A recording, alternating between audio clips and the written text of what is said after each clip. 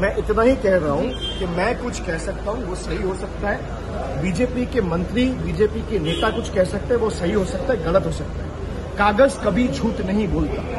2021 में बंगाल में हारने के बाद बीजेपी ने बंगाल में 100 दिन के काम में 10 पैसा नहीं दिया है और आवास में 11,36,000 लोग जिनको घर मिलना चाहिए राज्य सरकार की तरफ से लिस्ट जा चुकी है, करीबन 1.5 साल से ज्यादा हो चुका है, 10 पैसा अभी तक नहीं छोड़ा है। अगर छोड़ा है तो प्रधानमंत्री, फाइनेंस मिनिस्टर और इस गवर्नमेंट का मंत्रिपरिषद का हर एक सदस्य से मेरा यह आग्रह है और निवेदन है कि आप ये व्हाइट पेपर रिलीज करें।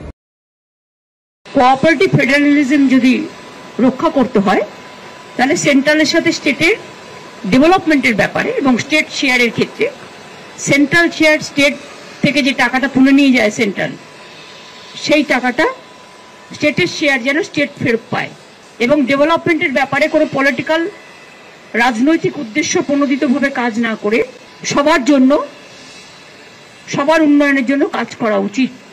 কেউ যায়নি, বয়কট করেছিল। আমি ভেবেছিলাম গিয়ে সবার কথা বলবো। আমি ওই 2-3-4 মিনিটে যা পেরেছি ওইটুকু বলেছি। বাংলার বঞ্চনা এবং সারা দেশের অল অপোজিশন স্টেটে যেভাবে বাজেটে বঞ্চনা করা হয়েছে এবং অল বিজেপি রুল স্টেটকে যেভাবে কনসিডার করা হয়েছে এবং যারা ওদের অ্যালিজ, আমাদের আপত্তি নেই যদি কাউকে বেশি টাকা দেয়, কিন্তু তুমি কাউকে দেবো বলে কেউ খাবে আর কেউ খাবে না, সেটা তো হতে পারে না। তো রাজ্যগুলোকে যদি আপনারা পঙ্গু করে দেন তাহলে কেন্দ্রটাও তো পঙ্গু আগামী দিন হয়ে যাবে।